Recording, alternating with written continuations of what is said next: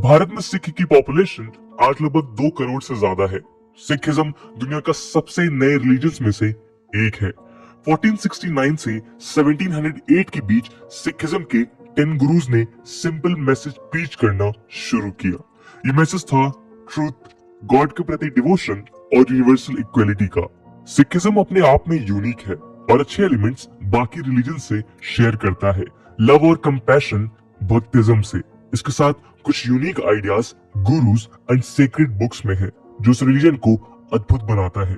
आज भारत में सिख का प्रपोर्शन 2% है, पर इंडियन आर्मी में ये नंबर बढ़कर 10% तक हो जाता है। सिखिज्म मिडिवल इंडिया में एक रिवॉल्यूशन से कम नहीं था, जब इंडियन सोसाइटी में रिलीजन और जेंडर के बेसिस पे डिस्क्रिमिनेशन बहुत कॉमन था। जब कास्ट सिस्टम और अनटचेबिलिटी जैसी सामाजिक बुराइयां हर तरफ फैली हुई थी। जब सिखिज्म हमारी सोसाइटी के लिए अंधेरे में चिराग की तरह आया। सिख का अपना एक ग्रंथ है, गुरु ग्रंथ साहिब, जो सिख गुरुज ने मिलकर लिखा और कंपाइल किया। ये समझना बेहद जरूरी है कि गुरुज को सिखिज्म में श्रद्धा पूरी दी जाती है, पर उन्हें पूजा नहीं जाता। पूजा सिर्फ भगवान को जाता है। सिखिज्म में मेल्स का सरनेम सिंह यानी शेर और फीमेल्स का सरनेम कौर यानी प्रिंसेस रखा जाता है। लेकिन एक एजिलिटेरियन प्रिंसिपल्स पे होने के बावजूद पिछले कुछ सालों से हमने सिखिज्म में भी कास्ट सिस्टम और इनइक्वालिटी देखने को मिल रही है। ये बहुत आश्चर्य की बात है और इसे समझना जरूरी है। इस वीडियो में हम सिखिज्म के इतिहास और ग्लोरी को डिटेल में देखते हुए इस बात पर भी चर्चा करेंगे कि कैसे हर धर्म की तरह सिखिज्म के विदिन भी कुछ कॉन्ट्रडिक्शन ने जन्म लिया। वो कॉन्ट्रडिक्शंस जिनके चलते सिखिज्म के कई फॉलोअर्स आज अपने गुरुओं की सीख के अगेंस्ट जाते दिख रहे हैं। हम देखेंगे कि कैसे इक्वलिटी का परचम लेकर जन्मे इस महान धर्म के भीतर भी कास्ट सिस्टम जैसी व्यवस्था ने खुद को स्थापित कर लिया है। हम उन ब्रिटिश कॉलोनियल पॉलिसीज की भी बात करेंगे जो इस पूरे प्रॉब्लम के लिए रिस्पॉन्सिबल है। चलिए सबसे पहले हम शुरुआत करते हैं सिखिज्म की हिस्ट्री से। नमस्कार दोस्तों, मेरा नाम है आदर्श और स्वागत है आपका स्टडी आईक्यू में। सिखिज्म वर्ल्ड रिलीजन्स में सबसे यंगेस्ट रिलीजन्स में से एक है। इसकी शुरुआत होती है 1469 से। 1469 में इसके फाउंडर गुरु नानक देव जी का जन्म तलवंडी, आज के ननकान साहिब, पाकिस्तान में हुआ था। उन्होंने हर प्रकार के डिस्क्रिमिनेशन के प्रति आवाज उठाई। उनके अनुसार डिविनिटी का एक्सपीरियंस हर इंडिविजुअल अपने अंदर कर सकता है, बिना किसी भेदभाव के, जो कास्ट, क्रीड, जेंडर या नेशनैलिटी के बेसिस पर आधारित हो। जब डिवाइन की अवेयरनेस होती है तो हर इंडिविजुअल प्यार, सत्य, पेशेंस और शांति से भर जाता है। 30 साल की उम्र में उन्होंने एनलाइटमेंट प्राप्त की और उसके बाद 15 साल तक ट्रैवल करके पूरे इंडियन सब कॉन्टिनेंट में उन्होंने अपने ब्रदरहुड के मैसेज का प्रचार किया। सिख का मानना है कि गुरु नानक देव जी की सोल एक गुरु से दूसरे गुरु ट्रैवल करते हुए ऐसी प्रेरणा देती है जो सोसाइटी में चल रहे अत्याचार के अगेंस्ट आवाज उठाने में बहुत बड़ा योगदान बनी। शुरू से ही निर्गुण भक्ति में सिख विश्वास रखते थे। इसके बाद सिखिज्म धीरे धीरे बढ़ने लगा। 5th गुरु अर्जन देव जी ने हरमंदिर साहिब अमृतसर में यानी कि गोल्डन टेम्पल की कंस्ट्रक्शन कंप्लीट की। गोल्डन टेम्पल सिख के लिए सबसे सेक्रेड प्लेसेस में से एक है। इसकी कंस्ट्रक्शन इस तरह से की गई है कि 4 तरफ से अंदर जाने के लिए 4 दरवाजे हैं। इसका अर्थ ये है कि इसके दरवाजे हर इंसान के लिए खुले हैं, चाहे वो किसी भी धर्म, कास्ट या बोली से हो।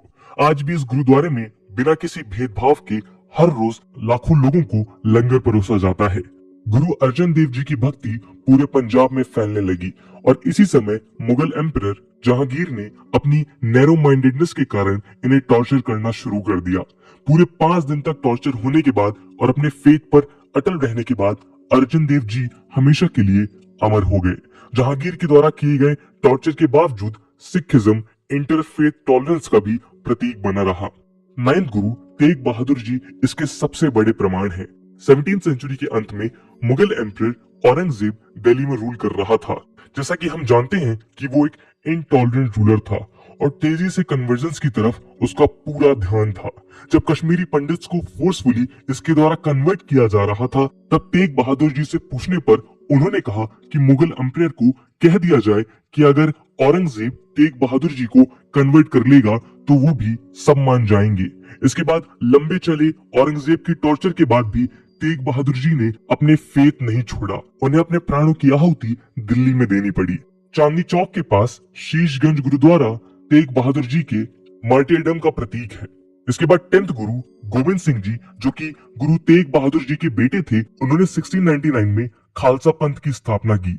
खालसा एक ऐसी कम्युनिटी का प्रतीक बना जो मेन और विमेन के बीच इक्वलिटी स्टैब्लिश करता है और शांति का मैसेज भी स्प्रेड करता है। इसी के साथ खालसा ये भी सिखाता है कि अगर इनजस्टिस और फाइनरी से लड़ने के लिए आर्म्स उठाने की जरूरत पड़े तो वो भी जरूरी है। इसलिए खालसा आर्मी का भी क्रिएशन हुआ। गुरु गोविंद सिंह जी ने गुरु ग्रंथ साहिब को कंपाइल किया और गुरुशिप को गुरु ग्रंथ साहिब के पास करके गुरुशिप को फिजिकल रूप से एंड कर दिया। गुरु गोविंद सिंह जी का सबसे बड़ा कंट्रीब्यूशन ये रहा कि उनके बाद से सिख रिलीजन ऑर्गेनाइज रूप से ग्रो करने लगा। अब हम सिखिज्म के कुछ इंपॉर्टेंट बिलीफ सिस्टम्स के बारे में डिस्कस करते हैं। सिख बिलीफ्स के अनुसार गॉड ओमनीपोटेंट यानी सर्वशक्तिमान, ओमनीप्रेजेंट यानी सर्वभूत और ओमनीशिएंट यानी सर्वज्ञ है। सिख निर्गुणा भक्ति में विश्वास रखते हैं और मूर्ति पूजा की सख्त खिलाफ हैं। गॉड क्रिएटर भी है और डिस्ट्रॉयर भी। गॉड मर्सीफुल भी है और कंपैशनेट भी। गॉड डर और शत्रुता से परे है। God master of all treasures है। सारे पोजीशन हमारे उसी की ग्रेस की वजह से है। सिख गॉड को वाहिगुरु बुलाते हैं, जिसका अर्थ है गॉड इज ग्रेट। सिखिज्म के अकॉर्डिंग गॉड और इंसान में बहुत ही खूबसूरत रिश्ता है। सिखिज्म न तो एसेटिसिज्म यानी वैराग्य में बिलीव रखता है और न ही अविवाहित जीवन में, और न ही ये कहता है कि सत्य की सर्च में आपको गुफा या पहाड़ जाने की जरूरत है। सिख्स के लिए एक असली जीवन गृहस्थी का ही जीवन है। परिवार के साथ रहकर ह्यूमैनिटी के सच्चे मन से सेवा करना ही एक सिख का मेन ऑब्जेक्टिव है। सिखिज्म कास्ट सिस्टम के बिल्कुल अगेंस्ट है और हमेशा से इक्वलिटी पे उनका स्पेशल ध्यान रहा है। यहाँ तक कि गुरु ग्रंथ साहिब में भी जो हिम्स कंपोज किए गए हैं वो विभिन्न रीजन के भक्ति सेंट्स को बिलोंग करते हैं। ये भक्ति सेंट्स दोनों हिंदूज और मुस्लिम्स थे, पर हर सेंट की अच्छी बात गुरु ग्रंथ साहिब से जोड़ी गई और यहाँ किसी प्रकार का भेदभाव नहीं किया गया। इसमें सिख गुरुओं के साथ फारिद, नामदेव, सूरदास, रविदास, कबीर इत्यादि जैसे कंट्रीब्यूटर्स शामिल हैं। इसके अलावा सिख टेंपल यानी गुरुद्वारे में सभी लोग इक्वली इनवाइटेड हैं। पहला गुरुद्वारा गुरु नानक देव जी के करतारपुर में बनाया गया था, जो आज पाकिस्तान में स्थित है। गुरुद्वारे में आमतौर पे 2 कमरे होते हैं। मेन हॉल में गुरु ग्रंथ साहिब रखा जाता है और दूसरे में लंगर किया जाता है। लंगर सब एक साथ नीचे बैठकर करते हैं और ये एक इक्वलिटी का प्रतीक माना जाता है। ये कास्ट सिस्टम या अनटचेबिलिटी की तरह प्योरिटी इम्प्योरिटी की भावना को खत्म करने की एक जोरदार कोशिश है। कास्ट रिडन सोसाइटी को चेंज करने के लिए 10th गुरु गुरु गोविंद सिंह जी ने अपने फॉलोअर्स को अर्ज किया कि वो कास्ट सिंबल्स को अपने नाम के अंत से निकाल दें और एक कॉमन सरनेम सिंह मेन के लिए और कौर्स विमेन के लिए उपयोग करें। चलिए अब हम सिख आइडेंटिटी और इवोल्यूशन को थोड़ा डिटेल में समझते हैं। 18th सेंचुरी की शुरुआत में इंडियन सब कॉन्टिनेंट में रीजन को लेकर कोई रिजिड आइडेंटिटीज नहीं थी। हिंदूज और सिख अमॉर्फस थे, यानी उस समय तक ऐसा नहीं था कि दोनों रीजन्स की प्रथा म्यूचुअली एक्सक्लूसिव ही हो। रादर दोनों में अभी भी काफी आदान प्रदान होता रहता था। बट फिर शुरू होता है कॉलोनियल रूल और क्रिश्चियन मिशनरीज द्वारा कन्वर्जन्स का दौर। दूसरी ओर जब आर्य समाज भी हिंदुइज्म को रिफॉर्म करने लगता है, तब सिख अपनी सेपरेट आइडेंटिटी बनाने लगते हैं। सिंह साहब, जो कि 1873 में एस्टैब्लिश की गई थी, वो इसमें सबसे इंपॉर्टेंट रोल प्ले करती है। उन्होंने सिख रिलीजन को प्यूरिफाई करना शुरू किया और नॉन सिख सिंबल्स को गुरुद्वारा परमाइसेस से बाहर निकाला। इवन गुरुद्वारा मैनेजमेंट में भी कई बदलाव किए गए। इसी से प्रेरित होकर सिख गुरुद्वारा एक्ट को 1925 में ब्रिटिश एसेंट मिला और गुरुद्वारा का कंट्रोल करप्ट महंत से शिरोमणि गुरुद्वारा प्रबंधक कमेटी SGPC के पास चला गया और SGPC धीरे धीरे 1950s तक सिख रिलीजियस मैटर्स पर अल्टीमेट अथॉरिटी बन गई। आज के दिन जो हमें पंजाब में डिवीजन और पॉलिटिक्स देखने को मिलती है, वो रिलीजन के ओरिजिनल बिलीफ्स को कॉन्ट्रडिक्ट करती दिखाई पड़ती है। ऐसा कहा जाता है कि 2008 में एसजीपीसी ने पावर पॉलिटिक्स के लिए सिख कम्युनिटी को पोलराइज करना शुरू कर दिया। उन्होंने सिख को गुरु नानक देव जी और गुरु गोबिंद सिंह जी की लेगेसी में एक चूज करने को कहा। दोनों गुरुओं के बीच कॉन्ट्रडिक्शंस दिखाने शुरू किए गए, जबकि ऐसे कोई कॉन्ट्रडिक्शन थे ही नहीं। 2009 में पंजाब और हरियाणा हाई कोर्ट ने एसजीपीसी के फेवर में रूल करते हुए सिख को डिफाइन किया और कोर्ट में कहा कि सिर्फ वही सिख की तरह कैटेगराइज किए जाएंगे जो सिखिज्म के 5 आर्टिकल्स ऑफ फेथ को मानते हैं, यानी जिसने अपने हेयर कट कराए हैं वो सिख नहीं है। ये सारी डेवलपमेंट्स वोटिंग राइट्स को लेकर हुई एंड एसजीपीसी अपना दबदबा आने वाले समय तक बनाए रखना चाहती थी। 2011 सेंसस के अकॉर्डिंग पंजाब की पॉपुलेशन लगभग 2.4 करोड़ है, जिसमें से सिख अराउंड 60% है। एसजीपीसी के कैटेगराइजेशन की वजह से इन 60% में से केवल 1/3 केशधारी सिख वोटिंग के लिए एलिजिबल है। सिख कम्युनिटी जो अपनी इगैलिटेरियनिज्म और ह्यूमैनिटी की सर्विस के लिए जाने जाती है, उनके लिए सबसे बड़ी आयरनी यही है कि आइडेंटिटी बैटल्स की फाइट्स सेक्युलर कोर्ट्स में जीतने के बाद भी रियल सेंस में हार दिखती है। उनकी जीत एक्सक्लूजन में नहीं बल्कि इंक्लूजन में है। रिसेंटली सितंबर 2021 में एक ऐसी घटना हुई जो सिख फेथ के अगेंस्ट जाती है। जैसा हमने पहले डिस्कस किया कि सिखिज्म में मूर्ति पूजा बिल्कुल मना है, लेकिन इंग्लैंड के वोल्वरहैम्पटन में सारागढ़ी स्टैचू अनवील किया गया, जहां अकाल तख्त के जाटदार भी मौजूद थे। मेमोरियल बैटल ऑफ सारागढ़ी में शहीद मार्टियर सोल्जर्स को मान देने के लिए है, जिसमें 21 सिख सोल्जर्स जो 36 रेजिमेंट को बिलोंग करते थे, उन्होंने हजारों अफगान ट्राइब्समैन को नाकों तले चने चबवा दिए थे। क्रिटिक्स का कहना है कि ये सिख फेथ के अगेंस्ट है एंड जो 1 करोड़ रुपए स्टैचू के बनवाने में लगाए गए हैं वो लंगर की सेवा के लिए प्रयोग किए जा सकते थे। एक सबसे बड़ी विडंबना जो हमें डिटेल में समझनी जरूरी है वो है सिखिज्म के विद इन कास्ट सिस्टम की। आदि ग्रंथ कास्ट सिस्टम की कड़ी शब्दों में निंदा करता है और गुरुद्वारे में स्पेशली कास्ट सिस्टम को ऑब्जर्व करने के सख्त खिलाफ है। लंगर इसका सबसे बड़ा एग्जाम्पल है, जहां सब लोग एक साथ बैठकर नीचे खाना खाते हैं बिना किसी भेदभाव के। आईटी दिल्ली में सोशियोलॉजी प्रोफेसर रविंदर कौर ने अपने paper Jat Sikh a question of identity में इस टॉपिक पर विस्तार से चर्चा की है। उनका कहना है कि ऑक्यूपेशनल डिवीजन ऑफ लेबर के लिए हमेशा से कास्ट ने सिख कम्युनिटी में एक इम्पोर्टेंट भूमिका निभाई है और आज भी निभाती आ रही है। बट ये सब शुरू कैसे हुआ और आज सिखिज्म में भी कास्ट सिस्टम क्यों देखने को मिल रहा है, इसको समझने के लिए हमें थोड़ा पीछे जाना पड़ेगा।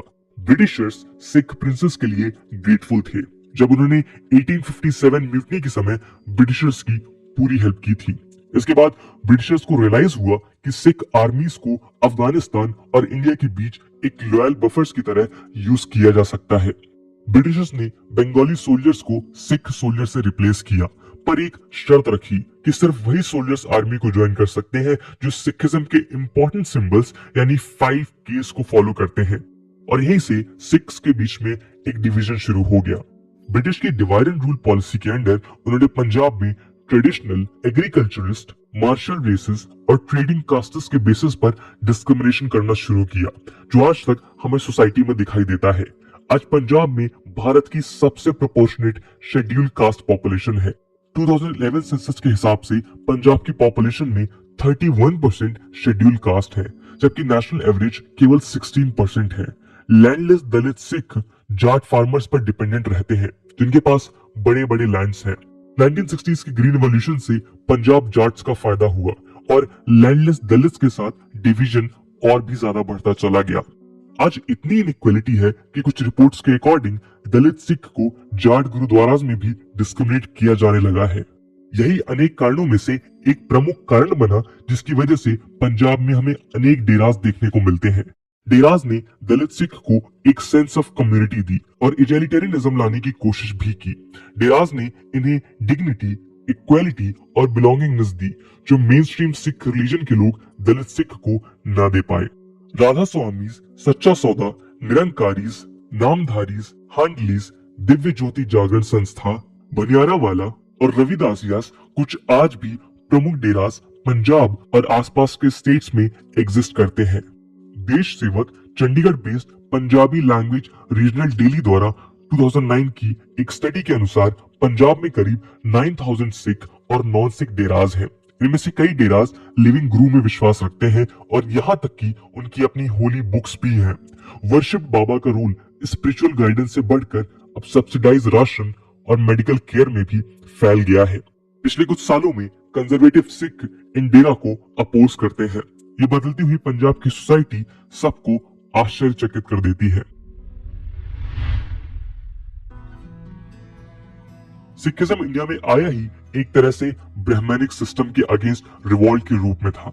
शुरू से ही इसने कास्ट सिस्टम और किसी भी और तरह के डिस्क्रिमिनेशन को अपोज किया है। गुरु नानक जी ने लंगर या फ्री कम्युनिटी किचन इक्वलिटी को प्रमोट करने के लिए ही किया था। सिखिज्म में प्राइस्ट किसी भी एक कास्ट ग्रुप को नहीं बिलोंग करते और मोस्ट गुरुद्वारों में सब इक्वली प्रे कर सकते हैं। लेकिन सिख लीडर्स और दलित्स के बीच बढ़ती इनइक्वलिटी की वजह से सिखिज्म की ओरिजिनल टीचिंग्स एक आयरनी बनती जा रही है और इसे हमें रोकने का प्रयास करना है। उम्मीद की जा रही है कि आने वाले समय में हमें न सिर्फ पंजाब में बल्कि पूरे देश में इक्वलिटी और ब्रदरहुड की भावना बढ़ती दिखाई देगी। सिख ने आर्मी से लेकर ग्रीन रिवॉल्यूशन की सक्सेस स्टोरी में अपना बढ़ चढ़ कर योगदान दिया है और आगे भी ऐसे ही कामना है कि सिख न अपनी सिर्फ कम्युनिटी बल्कि पूरे देश को उन्नति की राह दिखाएंगे। दोस्तों, इस पूरे मुद्दे को लेकर आपका क्या ओपिनियन है कमेंट सेक्शन में जरूर बताइएगा। आई होप आपको वीडियो पसंद आई होगी और अगर पसंद आई है तो अपने दोस्तों के साथ शेयर करना मत भूलिएगा। हम मिलते हैं अगले वीडियो में, तब तक के लिए जय हिंद, जय भारत।